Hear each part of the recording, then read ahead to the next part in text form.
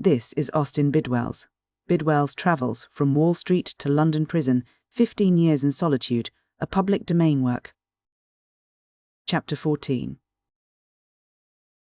IPLAYTHE Silver KING. The next morning we all drove to Hampton Court, the creation of Wolsey, and when tired we went to the Star and Garter. There we talked over matters, and came to the conclusion we must have 100,000 apiece before we could afford to settle down at home. We resolved to send off the percentage to Irving and Company, and to pay all debts we were owing at home. Mac's heart went out to his father. He longed for a reconciliation, and he determined to send him 10,000 and so make good the money his father had given him to establish himself in New York, at the same time write the old gentleman he had made a big strike in a cotton speculation in order to explain his having so large a sum to spare. Our accounts were pretty well mixed up, and I hit upon a novel way to settle them and give each of us an equal start. My proposal was that we should pool everything, to put every dollar we had in the world on the table, then and there, and let the firm assume all obligations, purely personal as they were, save only the Irving percentage, and pay them from the general fund, then divide the balance. This was agreed to, and the queerest balance sheet ever made out was soon ready. We all had planned certain gifts and presents to friends in America, a considerable sum in the aggregate. All the cost of this was assumed by the firm. The main item was 10,000 to the New York police. When the balances were finally struck, nearly 30,000 had disappeared from our cash capital, but on the whole it was a good plan. It drew us all closer together, consequently increased our faith in each other, and at the same time prevented all chances of future dispute. This matter settled, we determined to have a little recreation by taking a tour in Italy. After studying guidebooks and routes, we resolved to take a steamer from Southampton to Naples, spend a few days there in seeing the town and visiting Pompeii, and so on, then north to Rome. We had made considerable preparation for our tour, when a circumstance arose that not only changed our plans, but in the sequel changed our lives as well. We had been paying another visit to Hampton Court, and in place of dining at the Star and Garter, we returned by boat on the Thames and dined at Cannon Street Hotel. Before going to the hotel, we took a stroll down Lombard Street, and, arriving at the intersection of streets opposite the Bank of England, we came to a halt. While watching the human whirlpool in that centre of throbbing life, I turned to my friends and, pointing to the Bank of England, said, "Boys, you may depend upon it, there is the softest spot in the world, and we could hit the bank for $1 million as easy as rolling off a log." No response was made at the time, and the casual remark was apparently forgotten. Well for us if it had been. The next day we went for a drive to Windsor, and were to dine at a famous old roadside inn. On arriving we of course visited the castle, and, while viewing the decorations in the stately throne room, Mac stopped us with the remark that something I had said the day before had been sticking in his mind. He went on to say that we wanted 100,000 apiece in order to return home in good shape, that the Bank of England had plenty to spare, and it was well for the lightning to strike where the balances were heavy. The bank would never miss the money, and he firmly believed the whole directorate of the fossil institution was permeated with the dry rot of centuries. The managers were convinced that their banking system was impregnable, and, as a consequence, it would fall an easy victim, provided, as we suspected, the bank was really managed by hereditary officials. Here was a picture indeed. 3 American adventurers, 2 of them barely past their majority, standing in the throne room of Windsor Castle and plotting to strike a blow at the moneybags of the Bank of England. The idea grew on us rapidly. After dinner, we sat in the twilight of that old inn and discussed the old lady of Threadneedle Street from a point of view from which she had probably never been discussed before. I can imagine with what scorn the idiotically puffed and bepuffed magnates of the bank would have regarded us had they known of our discussion. They afterwards boasted to me, as they had boasted for a century, that their system was perfect, and as a proof that it was so, they widely proclaimed they had not changed it in 100 years. They had proclaimed so loudly and so loud its absolute invulnerability that they not only believed it themselves, but all the world had come to believe it as well.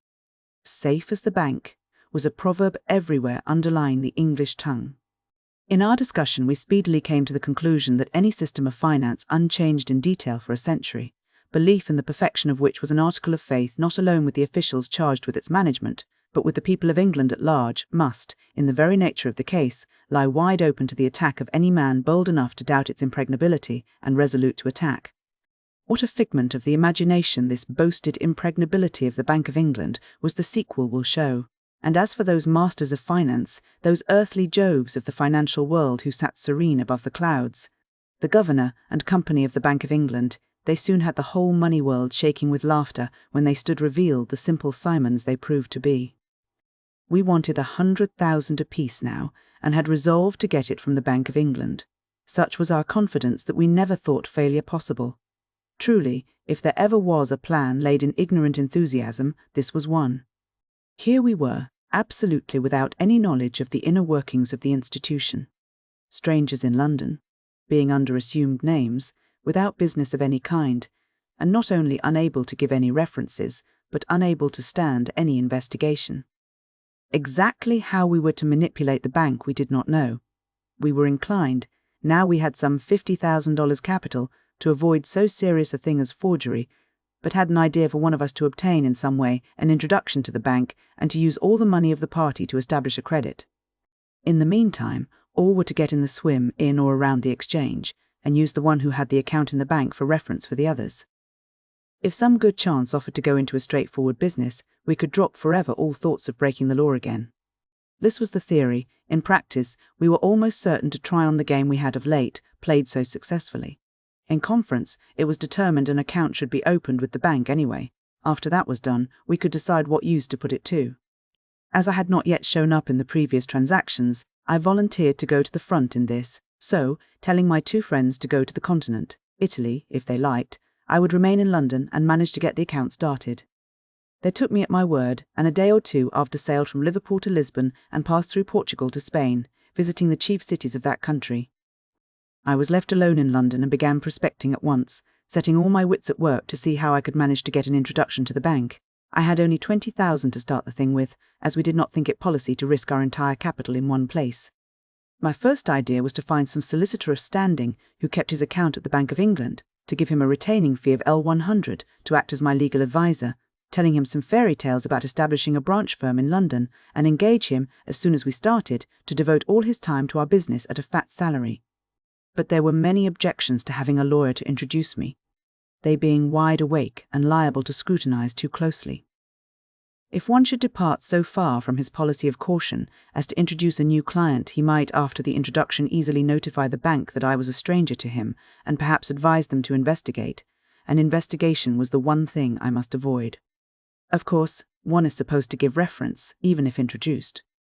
Although I had no acquaintance with this bank's methods, yet I was confident that all those at the top must be a stupid lot of red tape sticklers, and I resolved to do my business with them alone. I was pretty sure that the routine of an introduction once well over, so as to give me access to the officials, they could be easily satisfied and made to help on the fraud in place of being obstacles. The result proved my surmise correct, for such a lot of self-sufficient barnacles no institution in the world was ever burdened with. The dry rot of officialism permeated the bank through and through. Even the bank solicitors, the Messrs. Freshfields, were merely highly respectable, and sometimes when that term is applied in England, it indicates mediocrity. The Freshfields managed to spend $450,000 of the bank's money in our prosecution. That fact alone would have ruined the reputation of any law firm in America, but the ring of toadies who control that close corporation called the benches of the inn was loud in its praise of this firm for the extreme ability shown in working up the case for the bank. I finally made up my mind to find some old, established shopkeeper who kept an account at the bank and secure an introduction through him. I determined to carry out the plan at once. The thing was first of all to find my man, so at 2 o'clock that afternoon I stationed myself near the bank to watch depositors coming out and then follow them. 4 out of 5 depositors, when they take money to the bank, come out examining their passbooks. That afternoon I followed several. Of these I selected 3. One was an optician and electrician, an old established firm doing a large business. Another was an East India importing house. The third was Green and Son, tailors. The next day I went to the optician and purchased an expensive opera glass, and had him engrave on it, "To Lady Mary," from her friend, and paid him for it with a L100 note. Then I went to the East India firm and bought a costly white silk shawl and a lap robe fit for a prince, and looked at a camel's hair shawl at 100 guineas. I had brought from America with me a Western hat, and as I had resolved to play the Silver King, I wore it when going around among the tradesmen. The English had, and still have, absurd ideas concerning that desirable article, the American Silver King.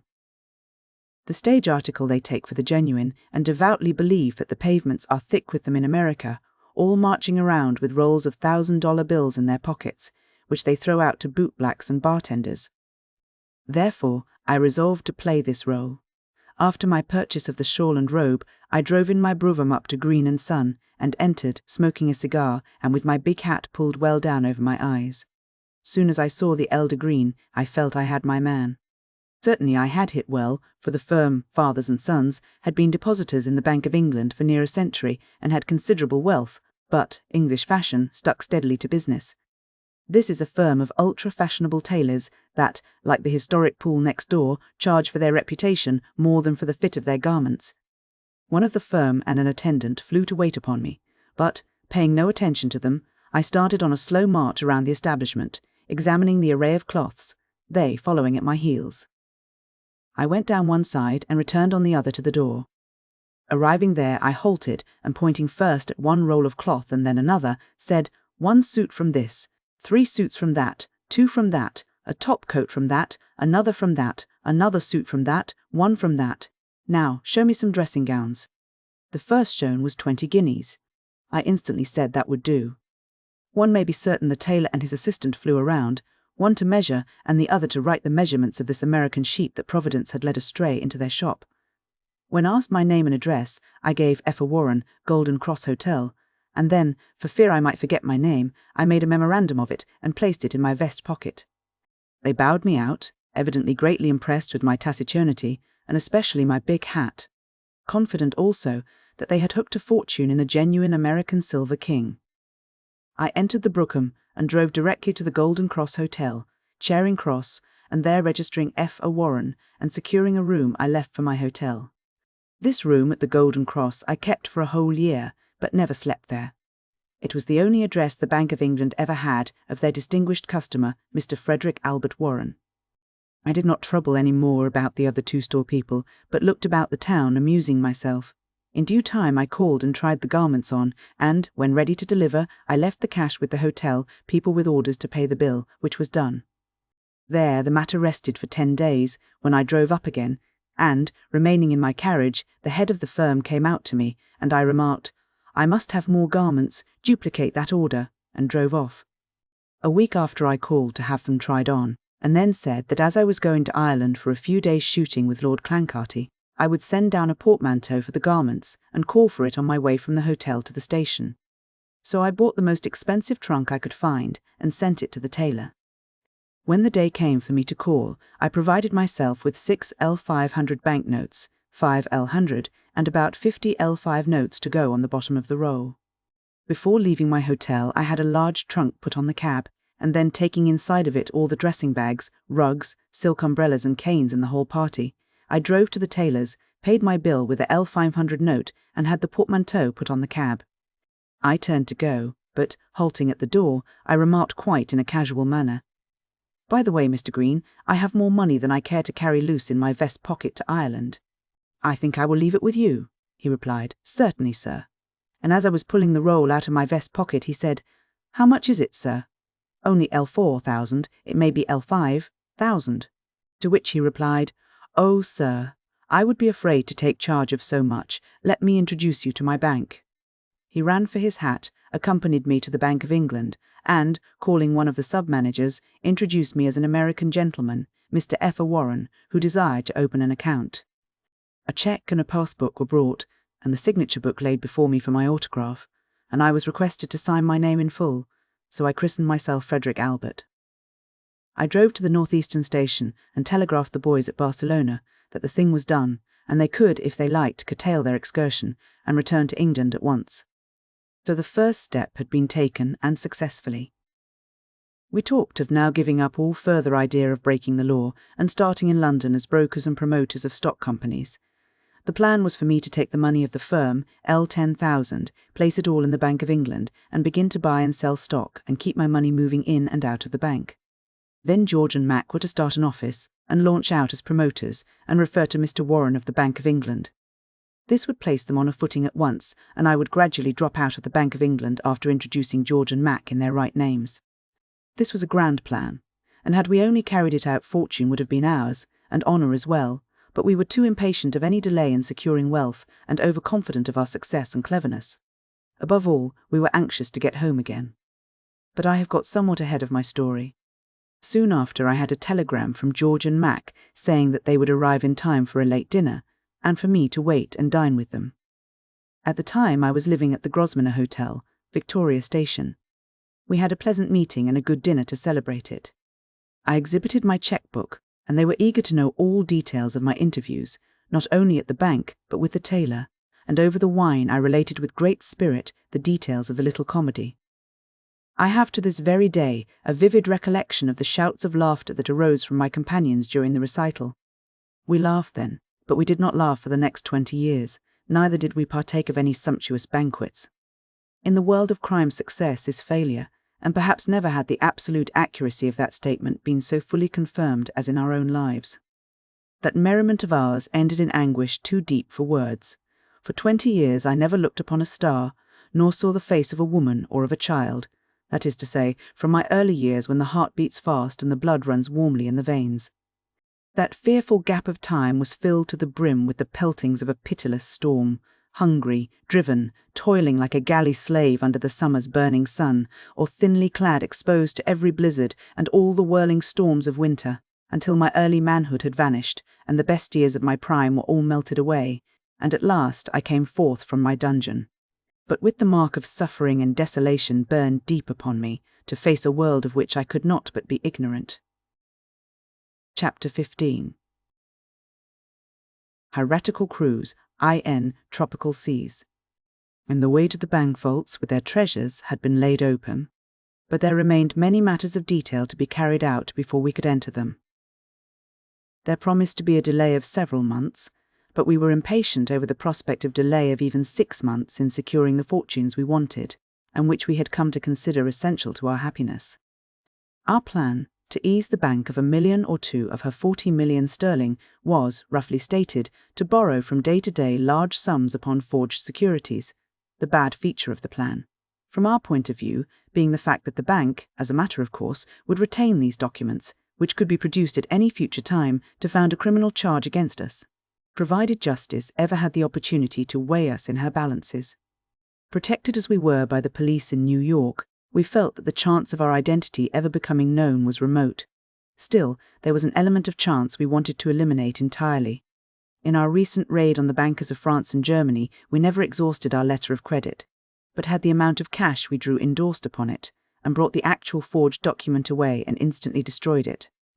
Had we been arrested in Europe, no doubt, under the laws prevailing there, they would have made us suffer upon the verbal statement of the banker, but in America, to convict one of forgery, the document itself must be produced in court. I paid several visits to the bank, depositing and drawing out various sums of money. I had talks with the sub-manager, and, on various pretexts to get information, I interviewed bankers and moneymen in the city. Finally, after many conferences, we came to the conclusion that the boasted impregnability of the bank was imaginary, and that the vanity and self-sufficiency of the officials would some day prove a snare to the institution they ruled over. The next conclusion we arrived at was that, easy as it might be to defraud the bank, yet there was an infinity of detail which would require 6 months of preparations to carry out. Then, again, the word forgery began to look black in our vocabulary.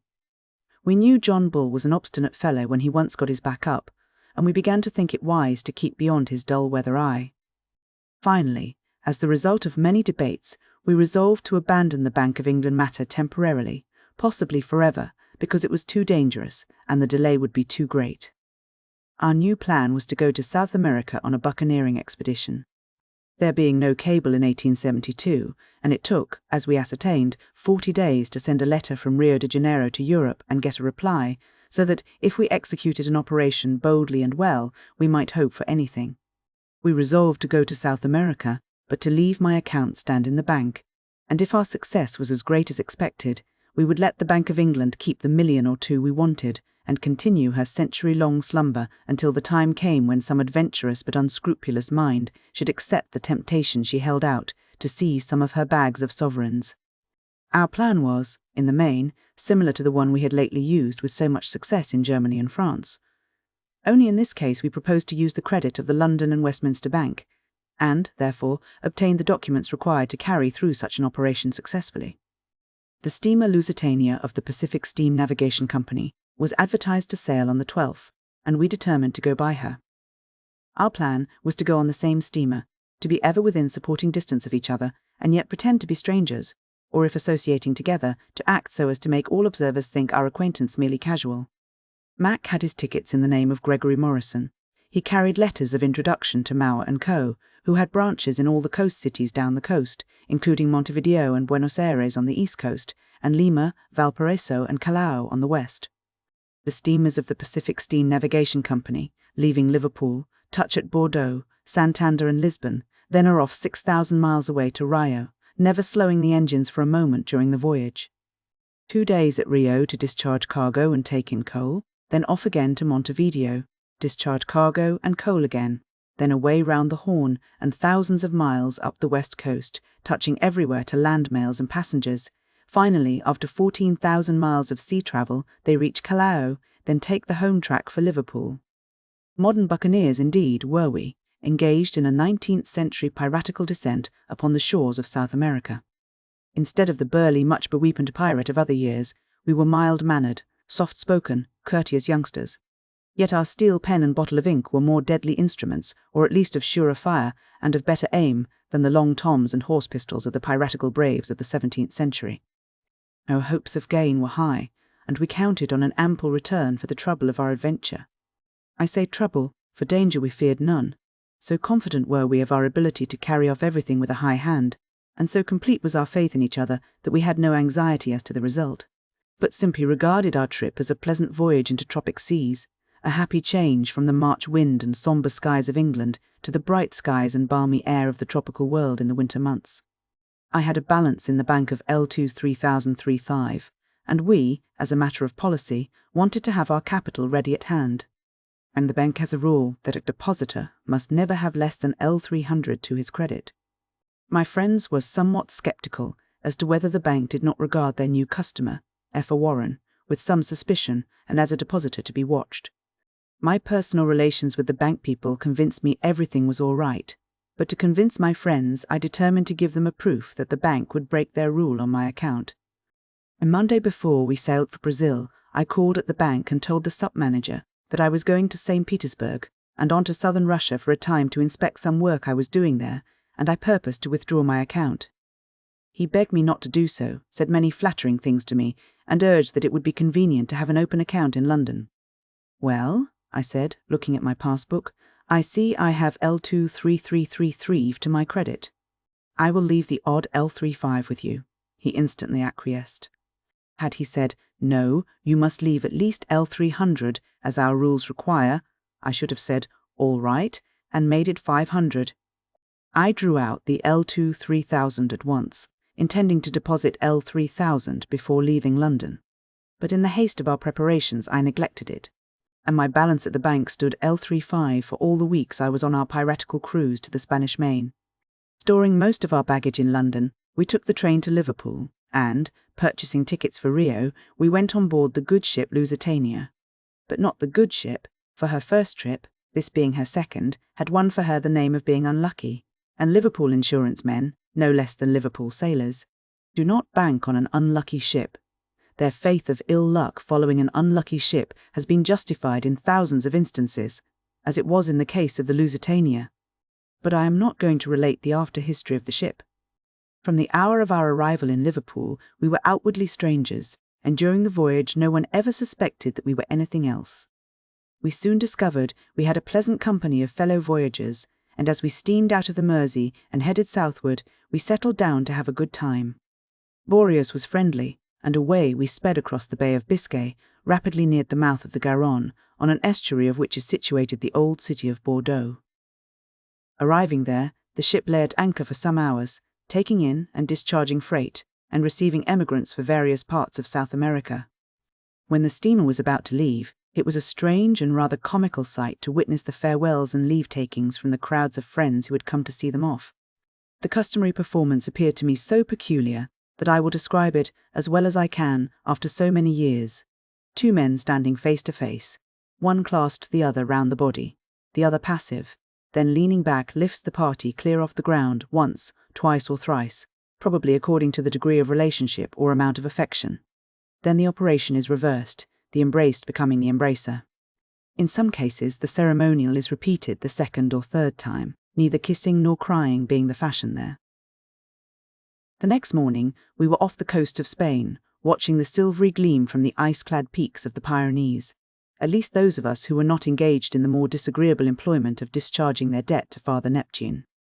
However, by the time the ship arrived at the small port of Santander, the passengers were mostly recovering from the mal de mer occasioned by the rough water in the Bay of Biscay. While leaving this tiny landlocked harbour, one of the propeller blades touched the rocky bottom and broke short off, but our ship continued her voyage with undiminished speed, and within 3 days was steaming up the Tagus to Lisbon. Here, the passengers who wished to avail themselves of the opportunity had a few hours on shore.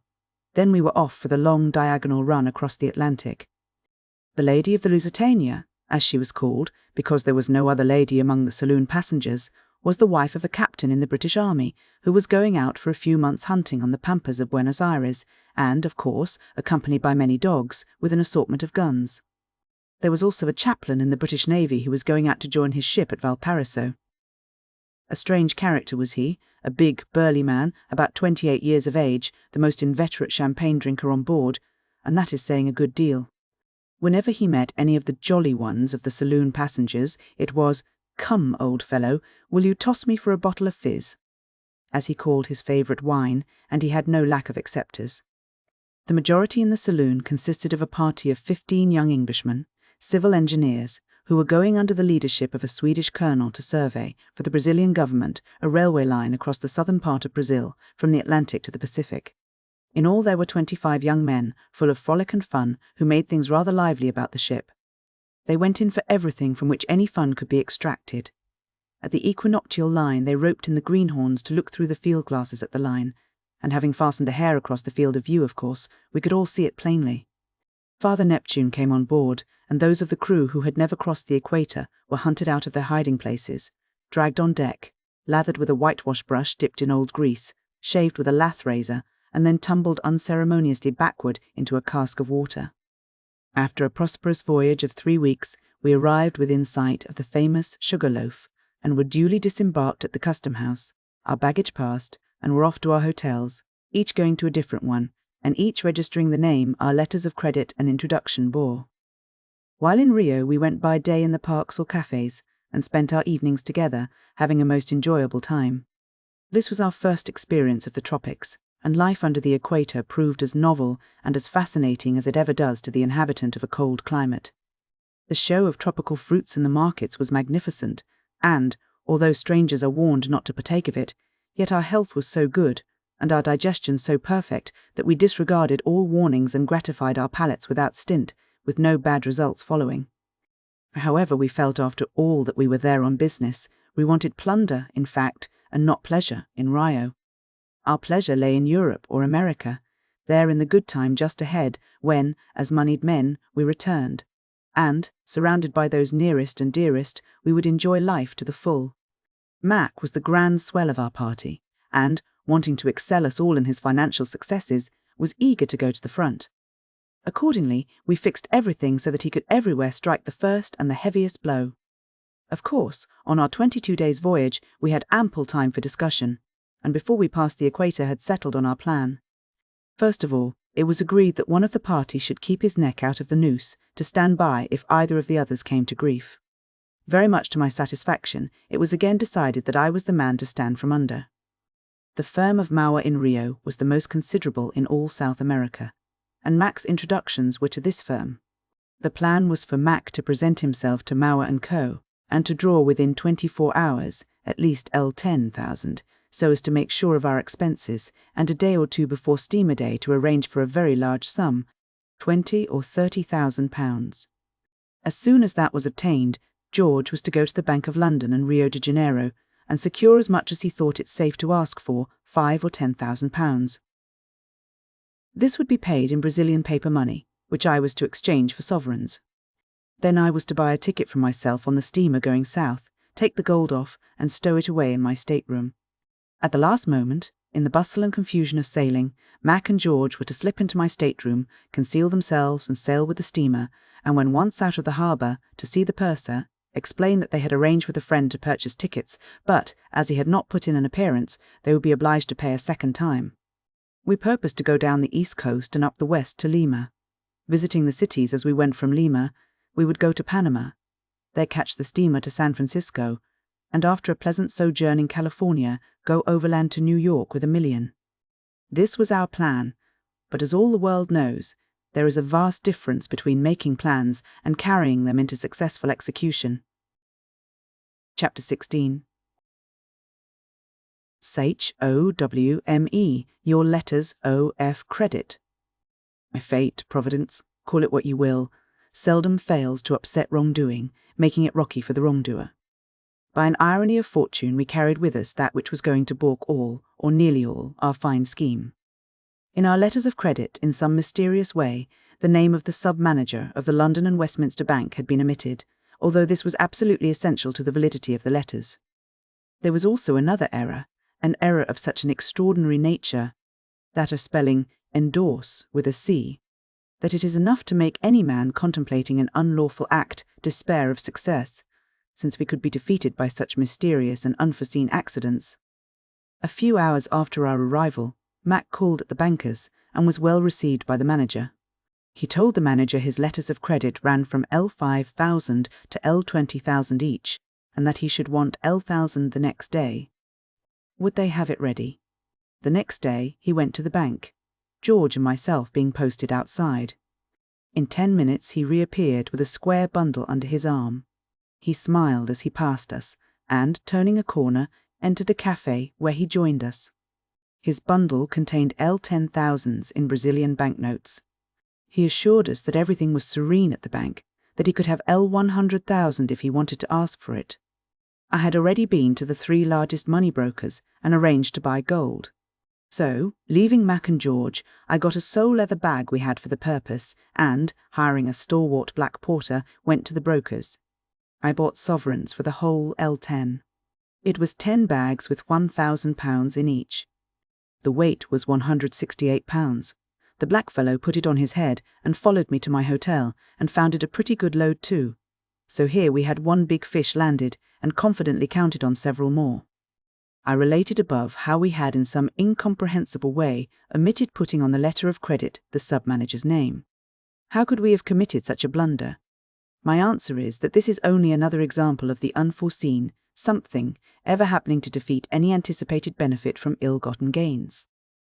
The next day, Mac went to the banker's again, and was requested by the manager to show the letter of credit on which was endorsed the £10,000 he had drawn against it. Looking at the letter, the manager said, "This is singular. There is only the name of Mr. Bradshaw, the manager. On this letter, J.P. Ship, the sub-manager's name, should be on the credit as well." And then he went on to say that some time since they had been notified by the London Bank that all letters issued by them would bear 2 signatures. Mac was a man of nerve, but it required all he had not to betray his uneasiness. He said he really could not say how the omission had occurred. He supposed it must have been accidental, but he would examine his other letters as soon as he went back to the hotel. The look of chagrin and vexation on Mac's face when he came out was a sight to see, and one that is as vivid in my memory now as in that far-off day in 1872. He went direct to the hotel, and there George and I soon joined him. We sat down and looked at each other. The game apparently was up, and we were a sorely disgusted party. We did not fall out with or reproach each other, but felt we deserved a kicking. We did not ask each other any questions, but I know our faces all wore a sadly puzzled look as we repeated mentally, "How could we have made such an oversight?" But soon another blunder, the misspelled word, was to crop up, that made this one of the omitted name seem as a fly to an eagle. Mac and I thought the game up, and were mentally planning for flight. But George, being a man of extraordinary courage and resource as well, declared we could and would retrieve the blunder. He declared a bold step must be taken, that, as the bankers had only seen the 1 credit, the name of Ship, the sub-manager, must be instantly put on the others. We had the genuine signature of J.P. Ship on a draft, and Mac at once sat down to write it on all the letters. It was a trying ordeal for him, Mac's nerves having had a wrench. He was a temperate man, but under the circumstances we advised him to take a glass of brandy to steady his nerves. Then, placing the genuine signature before him and the forged letters, he began to put in the name. The signatures were not well written, but under the trying circumstances they were wonderfully well done. All this had taken place within half an hour after he had left the bank. It was a trying ordeal, but Mac was quite willing to do as George advised. That was, that he should take several of the letters and march boldly into the bank and say, "Here are my letters, they are all right. Both signatures are on all my letters but the one, and from that the second signature has been in some way omitted." George's last word to Mac was, "Rely upon us to extricate you from anything. Keep cool. Act up to the character you have assumed. They can never fathom that the names could have been written in so short a time. Boldly offer them more exchange on London, and if there is any hesitation, say you will transfer your business to the English Bank of Rio at once." He started on his decisive errand, followed by us, in a miserable state of anxiety. He was not long in the bank, but returned empty-handed. Upon meeting at the designated place, he informed us the manager was evidently agreeably surprised when shown the letters with both signatures, and transferred the endorsement from the letter that had but one signature to one with two. Once more we had matters all right, and the broken place patched up again, but it behooved us not to do so any more. But we did. During our stay in Rio we saw much to interest us. The Negro was very much in evidence. Slavery was still the law of the land, all the toil and burden, bearing falls to the poor slave's lot. One day we all three took an early train and alighted at a small hamlet on the border of a stream about 30 miles from Rio, beyond the ranges of mountains that hem in the city. We managed to find some saddle mules and started to see the country. We rode for some miles through a land covered with mound-like hills, no sooner coming to the bottom of one than we were ascending another. These hills are covered with coffee bushes filled with red fruit, about the size of a cherry, each containing 2 kernels. The coffee was being picked into large, flat baskets by slaves, which, when filled, they carried away on their heads to the drying grounds. And the roads were bordered with orange trees, loaded with luscious fruit, to which we helped ourselves. After a time we turned into a bridle path and rode some miles through a dense forest. We emerged upon the outskirts of a coffee plantation, where the slaves were just on their way to dinner, and another half-mile brought us to the planter's residence. 30 or 40 slaves of both sexes and all ages were grouped upon the grass, engaged in eating a black-looking stew out of metal dishes, their fingers serving for knives, forks, and spoons. Seeing 3 horsemen ride out of the forest, they stared in stupid wonder, until one more intelligent than the others went in search of the overseer. Presently a white man appeared, and, in response to Mac's "Parla Italiano," came the smiling answer, "Si, signor," proving, as we wagered he would be, a native of beggarly, sunny Italy. The overseer showed us over the place and explained all the processes of preparing coffee for the market. In one corner of a large unpainted building was what he called the infirmary, and a comfortless-looking place it was. He said there was no doctor employed, and that he dealt out medicine to the slaves himself. After being served with coffee, we thanked him for our entertainment and returned to Rio by an evening train. The mail steamer Ebro was advertised to leave Rio for Liverpool on Wednesday of the week, following the exciting events narrated in the last chapter. This was the mail that would carry the draft for £1,000 on the London and Westminster Bank, along with a letter from the Rio Bank, stating that they had cashed Mr. Gregory Morrison's draft upon the letter issued by them. 22 or 3 days after the steamer left Rio. The London Bank would know their correspondence in Rio had been victimised, but 8,000 miles of blue water was between them, with no way to bridge it but by steam. So we had at least 44 days more to gather in our harvest. I ought to say, apparently 44 more days, for by an amazing blunder we were about to bring a storm upon our heads. The steamer we purposed to load our money on, and ourselves too, was the Chimborazo, advertised to arrive on Tuesday and to leave for the River Plate and the West Coast the next day. So it was agreed that on Monday Mac should go to the bank and arrange to cash his letters for £20,000 or £30,000, and go the next day for the money. As soon as Mac came from the bank and announced that all was well, another of us was to call at the Bank of London and Rio and the River Plate Bank, present his letters of introduction, and ask in each bank to have the £5,000 or £10,000 ready the next day.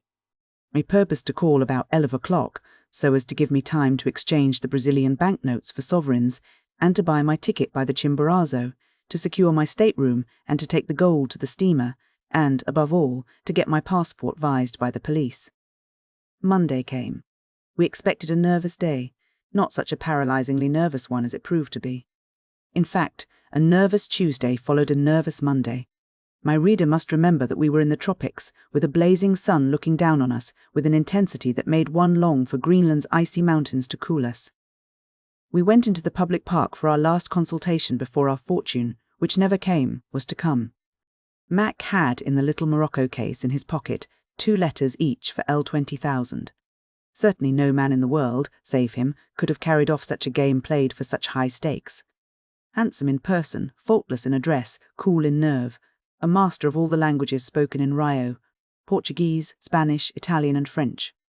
Above all, he had a boundless confidence in himself. What an honourable future might have been his, but for his youthful follies. Truly he could have achieved a wonderful success in any honourable career. Unhappily for him, he, like thousands of our brainiest youth, had entered the primrose way. In our youthful fire and thoughtlessness we saw only the flowers and heard the siren's song. But at last the primrose way led us down into a gloom where all the flowers withered and the gay songs turned into dirges. Looking at his watch, Mac jumped up, saying, "It is 10:45 and time to be off." So he started for the bank, we following at some distance, our nerves all on the stretch. We felt that our lives and fortunes were trembling in the balance. The minutes dragged like hours. While watching, we saw several persons enter or leave the bank, and still our friend delayed his appearance. To our suspicious minds there appeared to be strange movements about the bank that boded ill for us. 1,000 suspicions born of our fears came and went through our minds, until at last, unable to endure the suspense, I entered the bank myself and stood there, pretending I was waiting for someone. I sharply scrutinized everyone and everything. Mac was somewhere out of sight in the private offices. The clerks were gossiping together, and that fact to me was suspicious. Then, to my alarm, a bank clerk entered from the street with an eagle-eyed man, a Hebrew evidently, of about 45 years of age. Both passed hurriedly into the private office, leaving me in an agony of suspense. My only relief at that moment was the thought that George and myself had not as yet compromised ourselves, and could, in the event of Mac's arrest, manage to save him, either by bribery or a rescue. Without appearing to do so, I watched that dingy mottled door leading into the private office until every crack and seam in it was photographed indelibly on my brain. In the trying periods of one's life, when the heart and soul are on the rack, how strangely trifling details of the objects about one will be noticed and remembered. It seems some cell of the brain, quite separate from the cell of feeling and sensation, works calmly and steadily on, photographing the material of one's surroundings. I could never forget a flower worn by a lady guest at my table, when, in the midst of enjoyment and surrounded by friends, the hand of the law, in the form of a burly detective, was laid on me in Cuba. In all the misery and humiliation of that scene, I remember the peculiar colour of the wood of a cigar box standing on the sideboard. Doubtless each of my readers will recall some similar phenomenon in his own life. At last, unable to endure the suspense, above all, the uncertainty, I went to the little door and, opening it, looked in. To my intense relief, I saw Mac sitting there, apparently talking unconcernedly with Braga, the manager, and the Hebrew. As I had not attracted attention, I closed the door, went out in the street, and gave George the prearranged signal that all was well. Just then our partner appeared, but with telltale face. It was flushed with chagrin and vexation, and there was gone from the contour of his body that indescribable port that tells, better than words, of confidence and victory. We went by different routes to our rendezvous, and I will leave it to the imagination of my readers to picture our state of mind as we listened to his recital of woe. The tale of Priam's Troy over again. Mac had been cordially received by the manager, and had told him he would require L20,000 the next day. Would he please have it ready? The manager replied that he did not require any more exchange on London, but that he would send out for his broker, who would sell his bills on the exchange. He, the manager, would endorse the bills of exchange and endorse the amounts on his letters of credit. Of course, Mac could only acquiesce, and Mr. Braga sent a clerk to his broker, Mr. Myers, to come around. This was the sharp-eyed Hebrew whom I saw enter. The manager introduced Myers to Mr. Gregory Morrison and explained that he was to sell exchange for L20,000 on Morrison's credit, which the bank would endorse.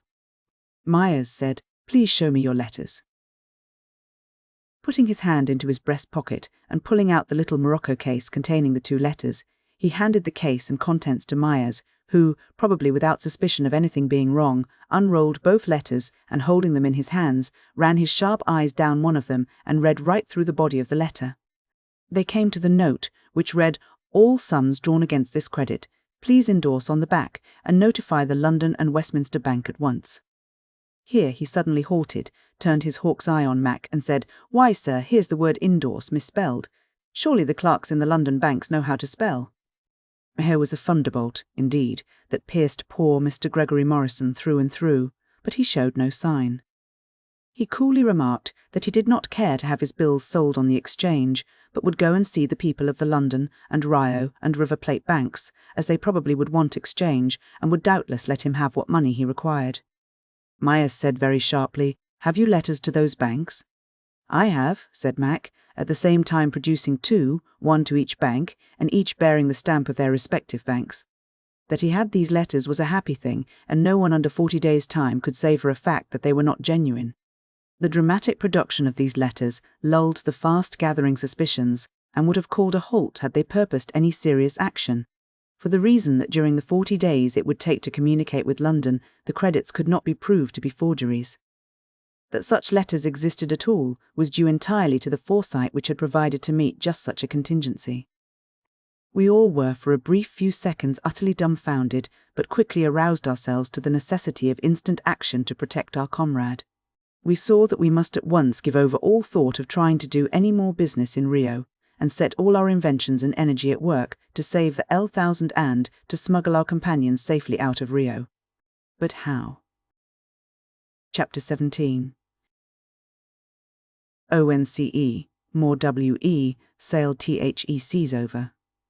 Here in our country we know nothing of the annoyances and humbuggery of the passport system, but now, as in 1872, every person desiring to leave Brazil must be provided with a passport. If a foreigner, from his own government; if a native, one from the government of Brazil. When ready to leave the country, he must take his passport to police headquarters and get it vised, at the same time notifying the police of the steamer he proposes to sail on. Leaving the passport with the agent from whom he buys his ticket, the latter, after ascertaining from the police that the intending passenger is not wanted by the authorities, transmits the passport to the purser of the steamer, who, in turn, hands it to the passenger after the vessel is at sea. It will be seen that these regulations make it difficult for a suspected person to leave Brazil by the regular channels of communication, and there are no back doors of escape in that country.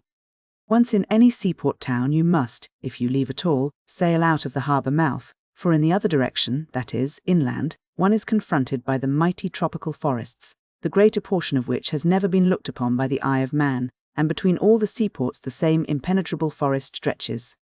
So, straight out of the harbour between the Sugarloaf and Fort Santa Cruz Mac had to sail.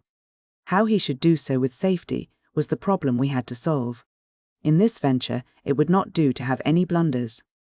Without doubt, the steamers would be watched for him, and instant arrest and incarceration in the deadly tropical prison would be his lot if discovered in the attempt to slip out of the country. To complicate the matter here, it was Monday, and no steamer to sail until Wednesday, so there were 48 hours of frightful anxiety ahead of us. The Ebro, going to Europe, was in the harbour taking in cargo and coal. The Chimborazo, going south, was not yet signalled, and we determined at all hazards to get him off by the Ebro. We all had American passports, and by the use of chemicals could alter the names and descriptions on them at will. Of course, the names in our passports were the same as we had in our letters. George went to police headquarters, and giving a douser to an attendant, had the Vise put on his passport at once. Then, going to the passenger agent, he bought a ticket to Liverpool by the Ebro, and by paying 10 guineas extra had a stateroom assigned to him alone. After this he took a boat and went out to the steamer, carrying with him 2 bags of oranges, and stowed them away under the bottom berths. To make the escape a success, it was decided prudent for George as Wilson to get the agent well acquainted with his face and appearance, so if the question was asked, "Who is this Wilson?" the police would see by the description it was not the man they were looking for.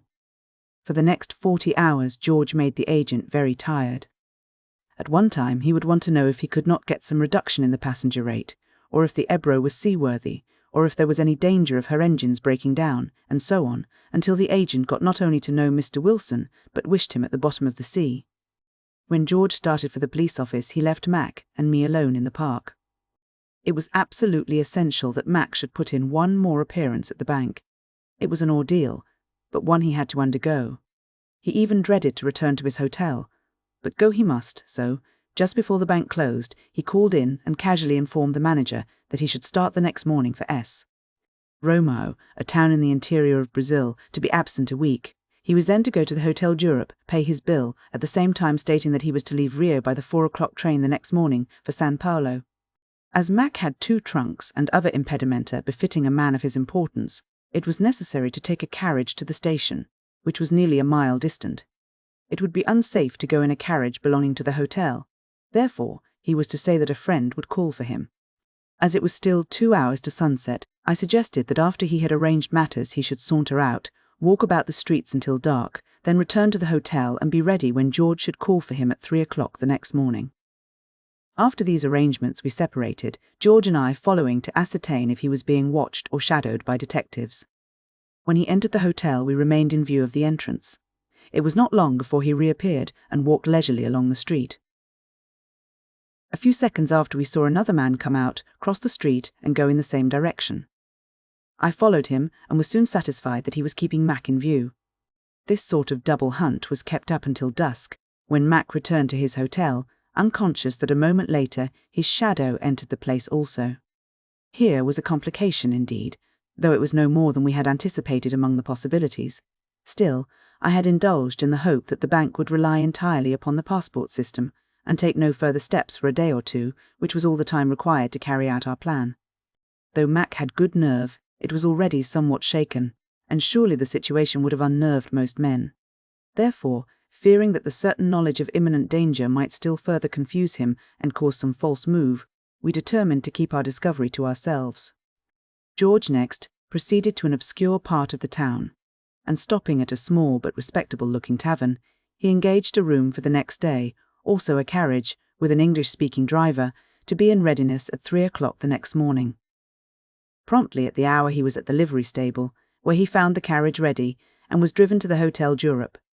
Sending the driver up to the office on the 2nd floor, Mac soon appeared and informed him that he had promised to take to the station a man who was stopping at the hotel.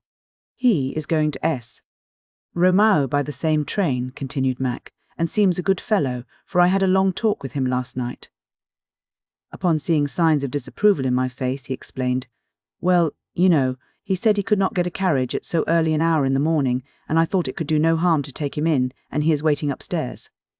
Here I joined them, and it would be difficult for the reader to imagine the effect of this surprising communication upon our minds, for it was clear enough that this was the very person who had been shadowing Mac the day before, and had skilfully ingratiated himself into his new friend's confidence. I could but admire his nerve in asking a contemplated victim for a ride to the station. I said to Mac, "What in the world can you be thinking of? Don't you see you are blocking our whole plan? Go up and tell him your carriage is loaded down with luggage, and express your regrets that you cannot accommodate him." During this time the baggage was being placed in the carriage, and as soon as Mac had dismissed his passenger, who for some reason did not show himself, we started rapidly for the station. On the way I requested him to avoid making any new friends until he should find himself well out at sea. I said, "It might be fatal to attract the attention of anyone, or to let anyone see you leave the train. Of course, this new acquaintance of yours is only a countryman, but it is not possible to foresee what disaster the least mistake or want of caution might originate. These cars are on the English system, divided into compartments. You must go into the station, stand near the ticket office until your new acquaintance comes, then observe if he buys a first class. If so, you take a second, and vice versa. Pay no attention to him and let him see you get into your compartment, but keep an eye on his movements. In case he comes to get in where you are, despite the different class of the tickets, tell him the compartment is engaged. Everything depends on how you carry yourself through the next 20 minutes. A single false step, a word too little or too much, will surely prove fatal to all, for if anything happens to you, we remain in Brazil. In accordance with our pre-arranged plan, I stopped the carriage opposite the station, it being still dark. Mac alighted, went straight inside, and in a few minutes saw his passenger come puffing in, nearly out of breath. Unquestionably supposing Mac's baggage to be already on the train, he purchased a ticket, and after seeing his intended victim enter a compartment, got into another himself just as the train began to move. This was the vital moment for which Mac had been waiting, and, quickly opening the door on the opposite side, he stepped off on that side, hastily crossed to the other platform of the dimly lighted station, and made his way unnoticed into the street. While this was passing, I sat in the carriage, and it was not many minutes before I had the satisfaction of seeing Mac coming back. But for the benefit of the driver, we then had a dialogue somewhat as follows. "It is too bad. Our friends have not arrived. What shall we do?" "Well, I suppose we must go back to the hotel and wait for the afternoon train," I answered. "But I have paid my bill there," said Mac, "and do not care to go back." "Then," I replied, "meet me at the station, and I will look after the luggage." In case they recovered the trail, the information obtained from the driver would cause confusion and delay sufficient, I hoped, to enable us to get Mac out of Rio. I then told the coachman to drive me into the city. It was not yet daylight, but after a while I saw a sort of eating house and tavern combined, and had the carriage halted there. Alighting, I entered, and said to the person in charge that I did not wish to disturb my friends at so early an hour, and would pay him for taking care of my baggage, as I wished to discharge the carriage. The offer was, of course, accepted, the baggage housed and the carriage dismissed. In the meantime, Mac was waiting for us in an appointed place not far away, where I joined him, and we went to the obscure tavern where the room had been engaged. George was awaiting us. So far our plan was successful. Mac was safely hidden away, while his clever friend was speeding miles away on a wild goose chase. There was only one train a day each way, and we knew the detective could not get back to Rio until late.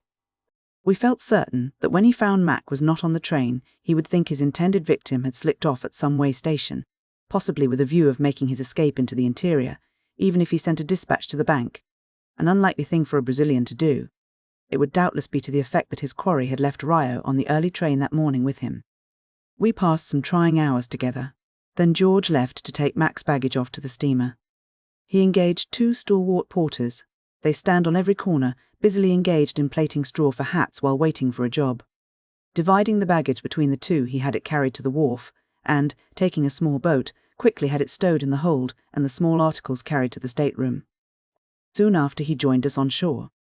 It was but 10 o'clock when he came, and it was with something like dismay that we realized that the whole day was before us. Until the day before, when Mac was in the bank, I had never known how long an hour was, but this day we all came to know how long a day could be. Yebro was anchored out in the bay. Her coal was all stowed, but strings of barges laden with sacks of coffee were alongside. She was advertised to sail sharp at noon. I went out once or twice to the bank and police headquarters, hanging about for a few minutes to see if there was anything suspicious, but there was nothing, and each time I hastened back to Mac. Our presence cheered him up, and he could not brook our absence. At last the long day drew to an end, and the shadows, to our intense relief, began to darken in our little room where we were holding our watch. The tropic night closes quickly in. Soon the city was shrouded in darkness, and we sallied out to the beach at the head of the bay to find relief in movement. The time passed quicker then, and at last we sat down on some wreckage there and watched the tropic night as it revealed its wealth of stars, and sitting there we began to philosophize, moralizing upon the destiny of man and his relations to things seen and unseen, upon spiritual force, most of all upon divine justice, which in the end evens up all things. But like so many other philosophers who write the style of the gods and make a pish at fortune, we failed to make a personal application of our philosophy. And nearby there was a boat stand from which we had resolved to embark for the steamer about 2 miles away. The night was lovely as a dream, and we knew that midnight would find a large number of passengers on deck, many of whom would pass the night there. Forward was all the bustle and confusion inseparable from receiving and stowing cargo. At 9 o'clock, I left them to go and get the remainder of the gold, not yet on board, some £4,000. The streetcars passed nearby, and within half an hour I returned with the gold in a bag swung from my shoulder by a heavy strap. I also had with me a woman's wrap and a silk shawl. We sat for an hour longer, and then securing a boat with 2 Negro rowers, we pulled for the ship. 3 or 4 small boats were fastened to the companion ladder, and our arrival attracted no attention. 2 officials in uniform, probably custom officers, stood at the companionway. It was an anxious moment, but we slipped through the dimly lighted cabins and passages and were soon safely in the stateroom. Bidding both good-bye and promising to be on board again at 8 in the morning, I went ashore and straight to bed, and soon was dreaming of starlit seas, of tropic woods and summer bowers, white and sweet with May blossoms. My health then, as now, was perfect, and I awoke fresh and hopeful. After breakfasting on a dish of prawns and another of soft-shelled crabs, I was off across the bay. Soon after 8, I knocked softly at the stateroom door, was admitted, and presented the lunch I had brought. They gave me a warm greeting, but neither had slept. The room had been hot and stuffy, and the noise of stowing cargo had helped to banish sleep. Both were unnerved somewhat, but I had just come off shore confident and cheerful, and my confidence and spirits proved infectious. I knew by sight the chief of police and those just under him. I also knew Braga, the bank manager, by sight. They of course did not know me, and I could, unsuspected, be a looker on in Vienna. Soon the passengers, their friends, and many idle visitors came off in boatloads, while I, of course, scrutinized every boatload as it came up the side of the ship. At 9:30 I saw a boat coming, which, when half a mile away, I recognized as containing the chief of police and several of his subordinates. 10 minutes after Braga and one of the bank officials came, the only passengers in their boat, and at once joined the police on the afterdeck and stood with them waiting and watching the boats as they arrived. In the meantime Babel reigned around the ship. About 70 boats surrounded her, the owners selling to the passengers everything from oranges to monkeys, snakes and parrots. I determined to conceal from George and Mac that Braga and the police were on the ship, and about every 20 minutes I would slip down and report all's well, but soon after 10 o'clock the enemy were joined by the ticket agent from shore, and I could see they were contemplating some movement. Slipping down to the cabin, I said, "Boys, everything is all right. Keep perfectly cool. Braga and the police are pulling to the ship and may search it. If so, it will take half an hour to get here. I will keep everything in my eye and give you ample notice." I then returned on deck and stood among the officials. They conversed in Portuguese, which was Greek to me. Soon the agent dived below and reappeared with the manifest of the passengers and an enormous heap of passports. After some conversation, they sent the passports back.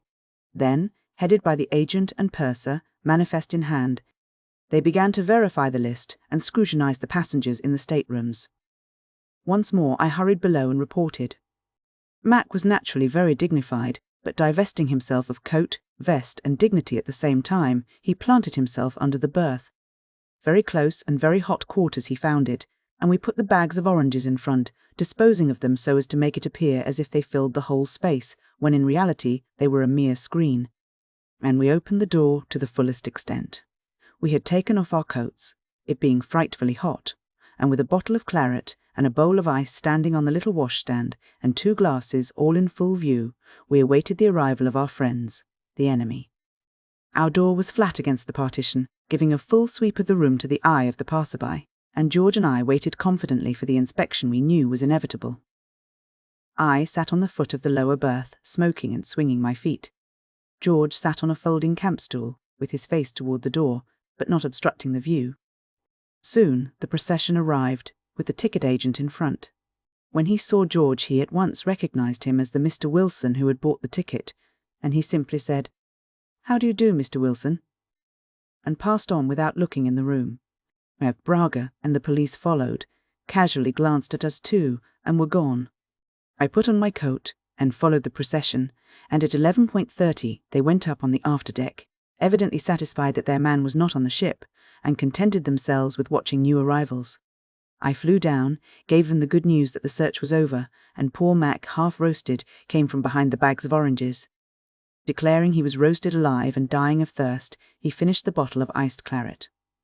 10 minutes before 12 the bell was rung, and all people for shore were warned to leave. Soon we heard the pleasant sound of the steam winch lifting the anchor, and at noon precisely, to our relief, the screw began to revolve at quarter speed, and the Ebro to respond by forging slowly ahead. All boats fell off but ours and the police boat.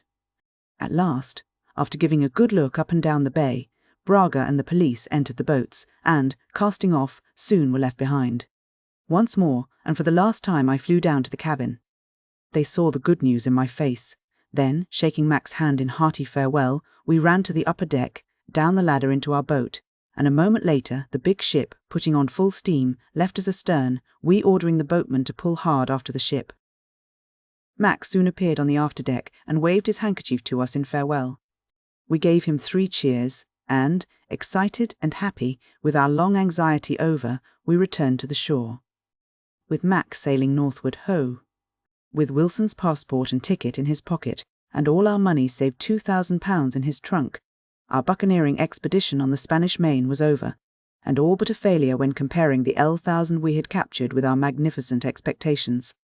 Here was a gigantic and well-conceived scheme which had almost collapsed through trifles, which, to an honest enterprise, would have been light as air, but which to us and to our plans were of crushing force, built up, as all schemes of wrongdoing are, on foundations of sand.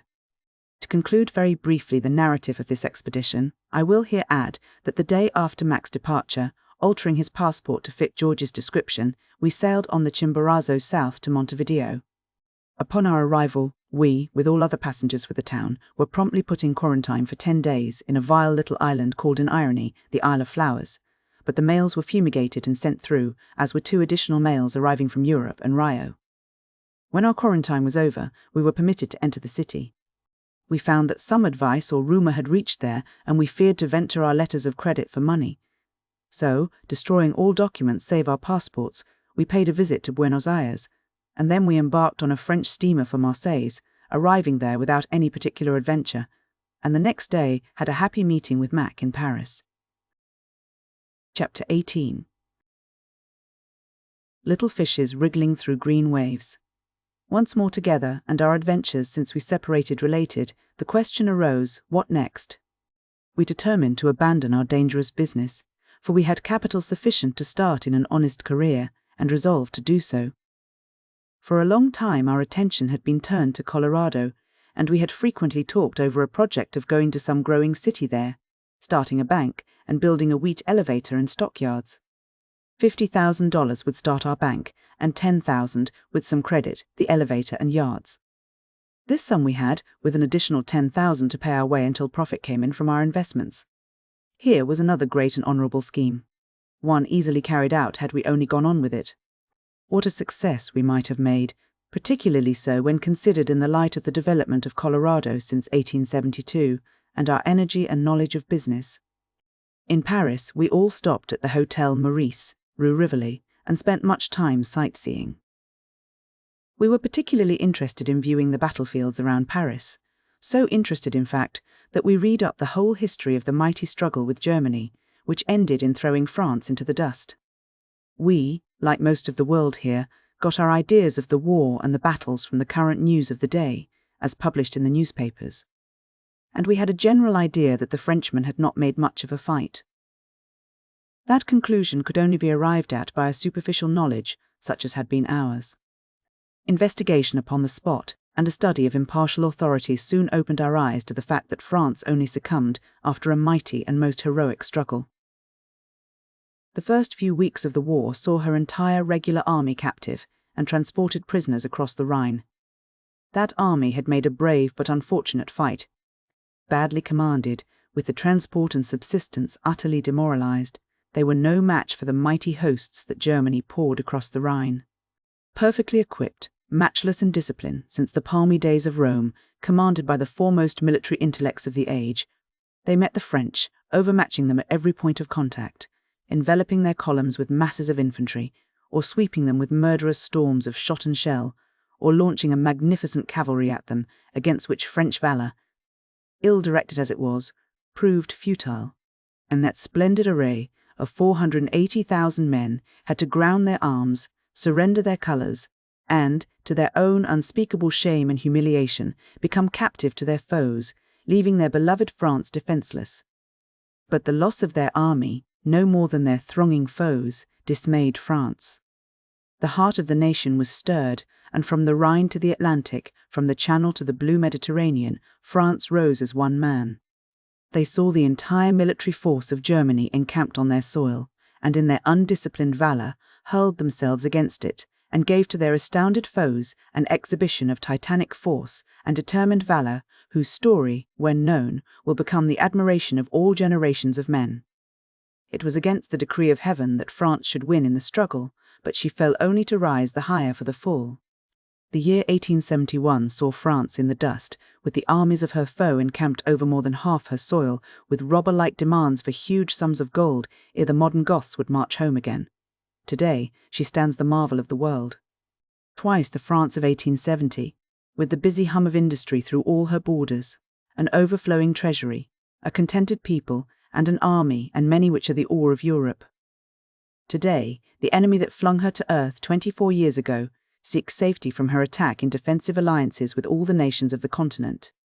We resolved to see Europe before returning to America, so the next few weeks were spent in a pleasure jaunt.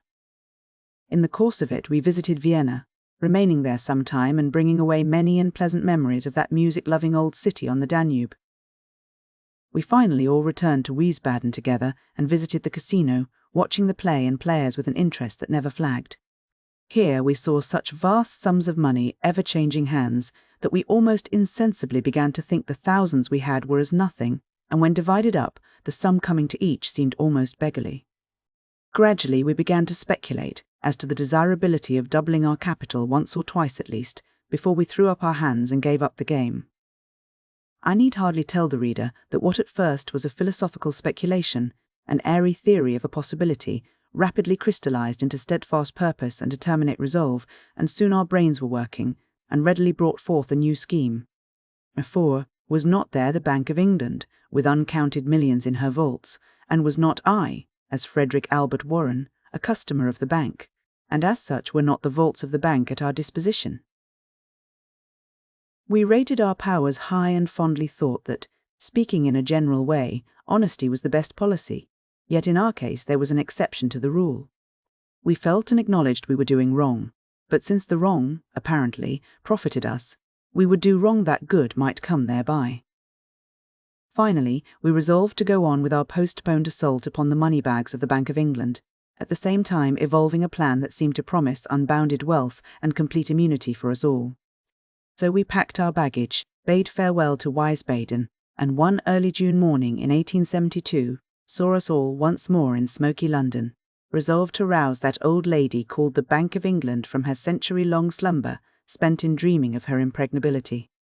In Frankfort there are several firms, Fisher by name, all bankers, and as soon as we determined to return to London, Mac wrote a letter in French to the Bank of England and signed it H.V. Fisher, which of course would lead the manager to suppose his correspondent was one of the Fisher bankers. In the letter he said his distinguished customer, Mr. F. Warren, had written him from St. Petersburg, requesting him to transfer to his account in the Bank of England the small balance remaining to his credit on his Fisher's books. Therefore, he had the honour to enclose bills on London for L13.500, payable to the order of the manager, said sum to be placed to the credit of Mr. F. Warren. I took this letter to Frankfort, and, having purchased bills of exchange on London to the amount named, enclosed them and mailed the letter. A day or so after I received a letter at Frankfort from the manager of the bank, acknowledging the receipts of the drafts, and announcing that the proceeds of the same had duly been placed to the credit of F. Warren. So I had over 67,000 to my credit, and had now been a depositor for 5 months. George took up his residence at a private house in the West End of London, while Mac and I went to the Grosvenor Hotel. This hotel was one of the very few then in England which were allowed by the aristocrats of London society to be what they called highly respectable, that is, exclusive, and, therefore, a fit dwelling place for their dainty selves. In Dublin there is one of these highly respectable hostels, the Gresham, on Sackville Street. This hotel was a type of all of the sort I mention. I once stopped at the Gresham for a week and became one of the nobility and gentry that frequent these hotels. The waiters all wore full dress suits, faultless in cut and fit, and the chief event in their daily existence, the serving of the table d'hôte, wore white kid gloves. The bewildering changes of varied coloured dishes, I mean crockeryware, was something to make one stare. Course number 1 brought on a soup dish of pale violet colour, quite a work of art, but its contents was a watery compound with an artistic name. Course number 2 consisted of a unique plate, light green in colour, with little fishes wriggling through green waves, but bearing on it a small insipid portion of a genuine inhabitant of the deep, and so on, course followed course, each on a different coloured plate. If the dinner was intended for an exhibition of crockery, each one of the 7 I had there was a success. But however gratifying to the eye the dinners might be, they were lamentable failures so far as stomach and appetite were concerned. But when I came to pay my bill, I found the white kid gloves and the fancy china again. They were all in it, and many more things as well. The bill was more than a foot long, filled with such items as soap, 6pence, 1 envelope, 1 penny, 1 sheet note paper, 1 penny, bath, 2 shillings, extra towels and soap for same, 6pence, and so on through the line. We found the Grosvenor another Gresham. However, as we wanted to stop at a swell hotel, we concluded, so long as we were there, to remain. But after a few days we found the cuisine highly respectable. That is, for dinner one could get roast, either beef or mutton. As for vegetables, we were strictly limited to turnips, cauliflowers, cabbage and potatoes, and for dessert, the famous apple tart of England, more deadly even than our mince pie. The proprietor of a certain popular restaurant in New York has a fad for hanging elaborately got-up scripture texts, exhortations mostly, around the walls of his restaurant. Interspersed with these are advertisements of his eatables, also exhortations, such as, "Try our buckwheat cakes, 10 cents. Try our donuts and coffee." Between the 2 exhortations, a third bidding one flee from the wrath to come, but the most fetching of all are 2 companion cards. On the one is the legend, "Try our hot mince pie." On the other is displayed the apropos warning, "Prepare to meet thy God." So we resolved to sleep at the Grosvenor, but to avoid the apple tart. We soon discovered a good restaurant nearby, where we dined, and, as I am on the subject of dining, I will finish this chapter with a little narrative, the moral of which I will leave my readers to find. We were now settled down in London, prepared to devote all our attention to that old lady, the B. of E, and in accordance with a habit of ours, we began to look for some safe place, hotel, cafe or restaurant, where we could meet, run in at any time for consultation, or to write notes. 3 things were requisite: nearness to the money centre of the city, a room where we could be secluded from people coming and going, and a proprietor clever enough not to be inquisitive, with a genius for minding his own business. A man who has a genius for that thing always carries it in his face, just as his opposite, the busybody, carries the traces of his restless inquisitiveness in the face and manner. That same day we discovered, in a small street leading off Finsbury, a shop with a sign over the door bearing the legend, "Licensed to sell spirits and caterer." It had canned and potted meats, along with bottles of wine in the window, but was evidently fast going to seed. We pushed our way in and found a bright, fresh-looking young Englishman, evidently a countryman, but intelligent and civil, much like a gamekeeper. We knew at once we had our place and man. After some weeks we observed, now and then, a couple of sharp-looking customers hanging about the place. We feared being watched, and began to think it time to change, so suddenly ceased calling at mine host's snuggery and took up new quarters in a private house not far away. About 2 months later, I happened to be near and called. He received me warmly and told me we had saved him from bankruptcy. He had been a gamekeeper on a nobleman's estate, and his wife had been a housemaid there. They married against the wishes of their master, but they had £500, and, coming to London, started business on that. Custom was poor, and soon they were at the end of their rope, when, happily for them, we came along and spent money enough in his place to set him on his feet again. Chapter 19. WITHNO, regrets, WITHNO, torturing remorse. Although I had the very respectable balance of 67,000 at the bank, I had not as yet, since my arrival in London, paid it a visit. This was in pursuance of our plans. So far I had only done business with the supernumeraries, and none of the people at the top had ever even heard of me. But we determined that they should not long remain in ignorance of the great American contractor, F. Warren. 3 months had elapsed since our departure from London on our piratical tour to the Spanish Main. In all, nearly 5 months had elapsed since Green had introduced me to the old lady, whose impregnable vaults we had now at last determined to loot. That in itself was a favourable circumstance, as it would give me a chance to flourish in a grandly indefinite way to the effect that I had, for some time, been a customer of the bank, and none of the officials would probably take the trouble to ascertain how very brief, in fact, my acquaintance had been. I left London by the night mail from Victoria Station for Paris, the first of many hurried trips I took to the continent on the business we had entered upon. Truly, we worked hard, spent money lavishly, brought all our power and genius to work. For what? to have the lightning fall on us. Upon my arrival, I drove at once to the Hotel Bristol, Place Vendemy, a swell hotel where none but the great sirs of the earth could afford to stop. Here I registered as F. Warren, London, and at once sent off the following letter: P.M. Francis, Esq., Manager Bank of England, London. Dear Sir, I am a customer of the bank, therefore I take the liberty of troubling you in the hope to have the benefit of your advice. Will you kindly inform me what good 4% stocks are to be had in the market, also if the bank will transact the business for me? I remain very truly yours, F. Warren. By return mail came a letter, wherein I was advised to invest in India 4% or London gas. I wrote an immediate order to have the bank purchase £10,000 of India stock, and sent my cheque for that amount, on his own bank, payable to the order of the manager.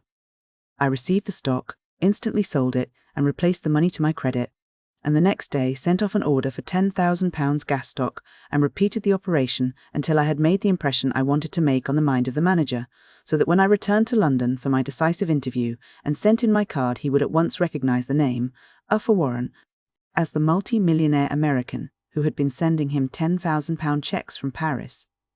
All the time of my stay in France I had nothing to do but enjoy myself, and I entered upon a systematic sightseeing in and around Paris.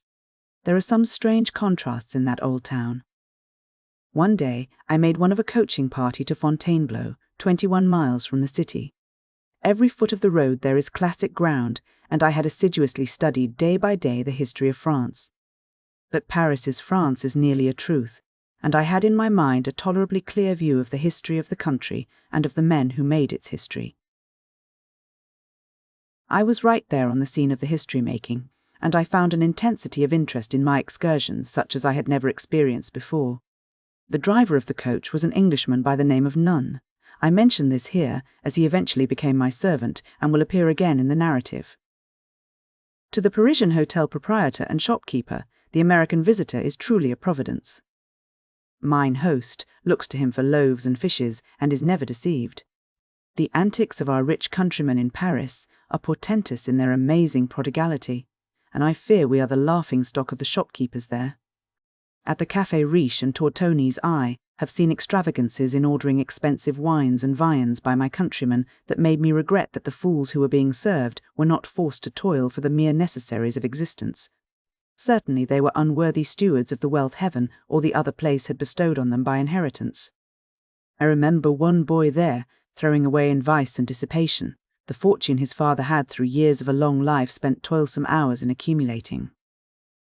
I sat at a table near him on several occasions when, after his banquet was half over, he used to reward the waiter with a 500-franc note, 100, but the proprietor was ever close at hand and would instantly despoil the garçon of his prize. He was companioned by a member of the demi-monde, who, when arrayed in male attire, as she was nightly, would cut up enough monkey tricks in one night at the Valentino or Mobile to have made the fortunes of all our comic paper artists, had they been on the spot to catch her antics with a kodak and then lay them before an admiring public. The fortune this boy had inherited was unfortunately too vast and too well invested by his over-fond and madly foolish father for the son to run through it entirely. A very few years left him, an imbecile in body and mind, to become the prey of a parcel of sharks who, dressing in purple and fine linen, and faring sumptuously every day, held him in a state of abject slavery and fear. One day, aboard his own yacht, off Naples, they married him to a notorious woman. Under the guardianship of his wife and her villain paramour, he wandered like a spectre amid the scene of his former riot. For long at Monte Carlo, he lingered like a ghost, and at last died in Florence. The American colony attended his funeral in a body, while his widow, dissolved in tears, refused to be comforted.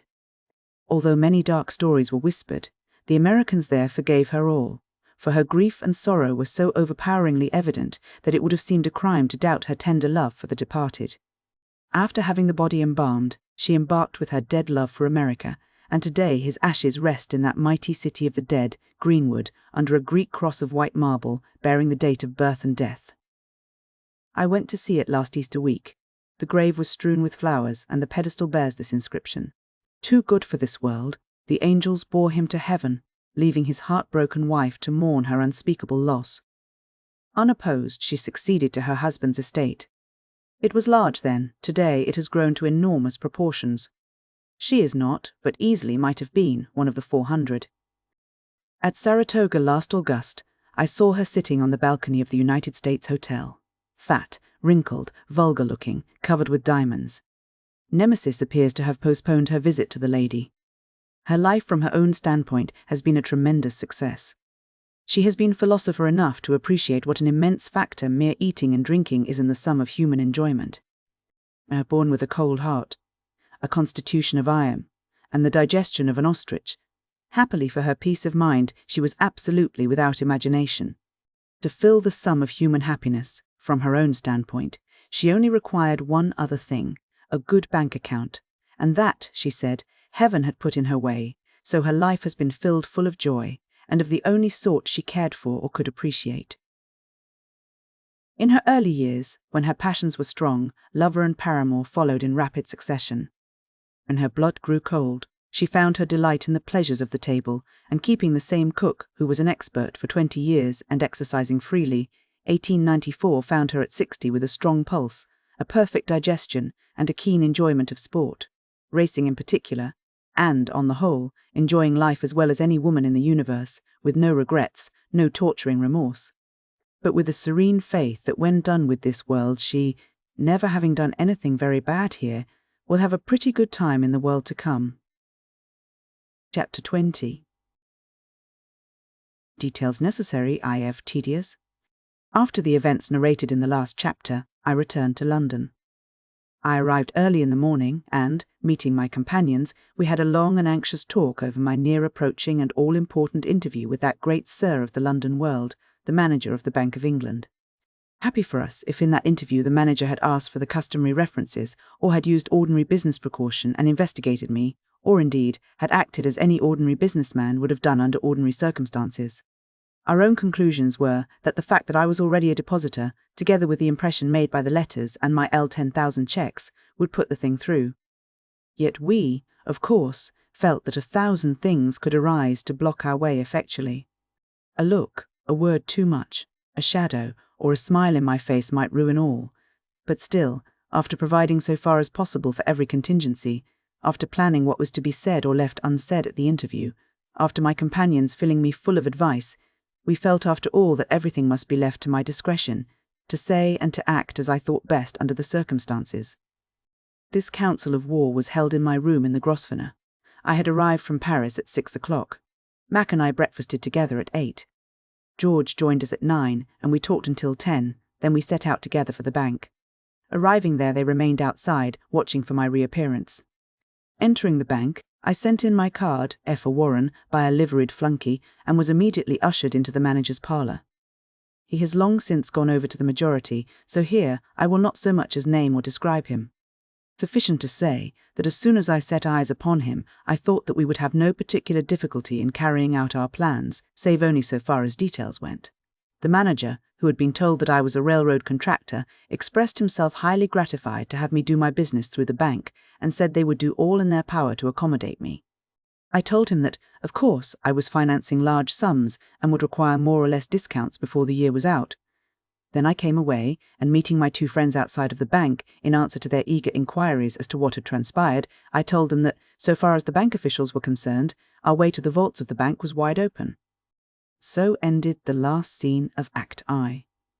The next day I went to the Continental Bank, in Lombard Street, and bought sight exchange on Paris for 200,000 francs, paying for it by a cheque on the Bank of England.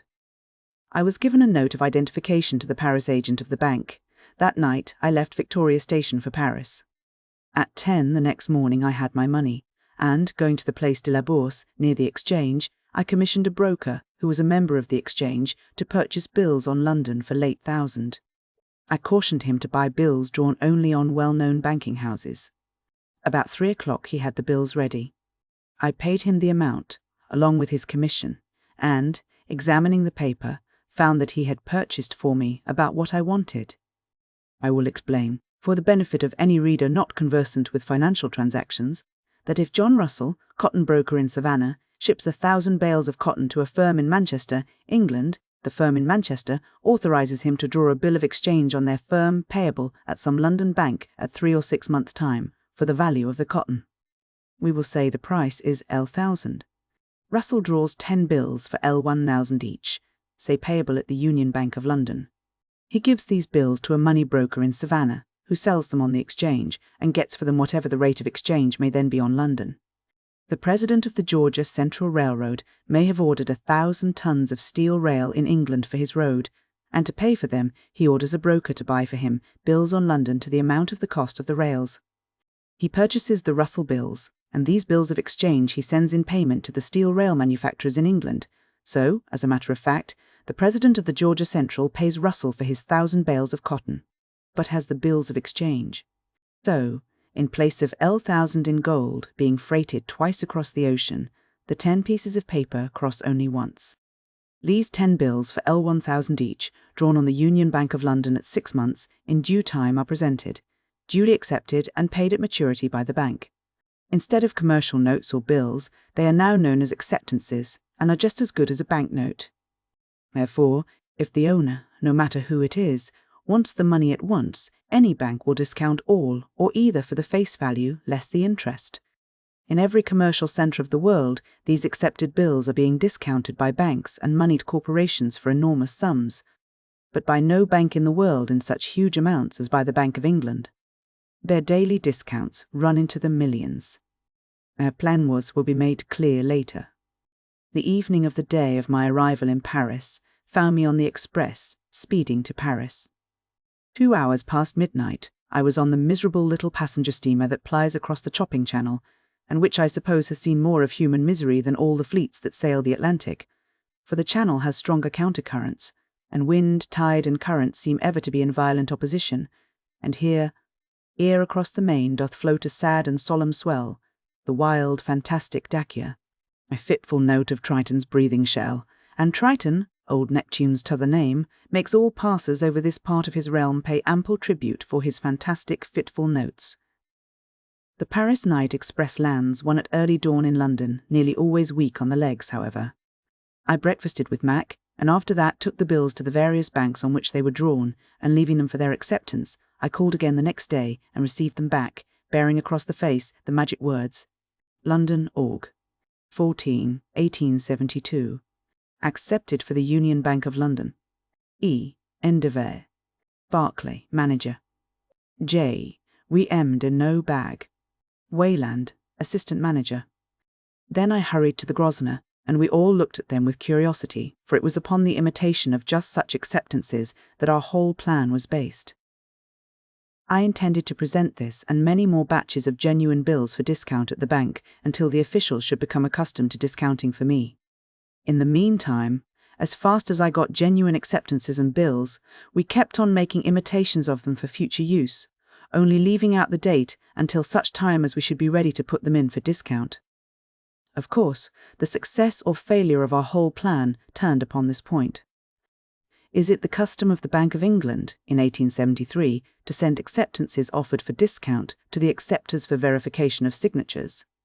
This is always done in America, and had this very requisite precaution been used by the Bank of England, our plan would have been fruitless, and we should have been a few thousands out of pocket. But, if not, then we could throw into the hopper enough acceptances of home manufacture, so that through the red tape routine of the bank, millions of sovereigns would be ground out into our pockets. Taking my deposit book, and the genuine bills, I went to the bank and left the bills for discount. This was at once done, and the amount placed to my credit. I drew L1000, and that night found me once more one of 500 unfortunates paying tribute to Neptune. This time I landed at Ostend and took the train for Amsterdam. There I repeated the Paris operation, securing L1000 in genuine bills. I returned to London, and as before left them for acceptance. Then my companion manufactured a lot of imitations and put them away with those previously manufactured to be all ready when the day came to use them. The genuine bills were then discounted. Again and again I went to the Continent, repeating the operation, until at last my credit at the bank was firm as a rock and we were ready to reap our harvest. But these operations, simple as they seem, lasted over a period of 6 months and had been made at heavy cost. Our ordinary living expenses were not less than $25 a day for the 3, while our extraordinary expenses were enormous. I probably travelled 10,000 miles over the continent in my bill, buying expeditions to Paris, Amsterdam, Frankfurt and Vienna. Another source of expense was the commissions paid to brokers for buying bills on the exchange. Then we had many expenses purely personal, and, enormous as it seems, the sum total from the day of our return from Brazil until the day of our operations against the bank began to bring us in cash were quite 500 a week, so that we had invested 15,000 in preparation, not to speak of our hard work. And it was hard work, and trying too, for there were a multitude of details to be worked out.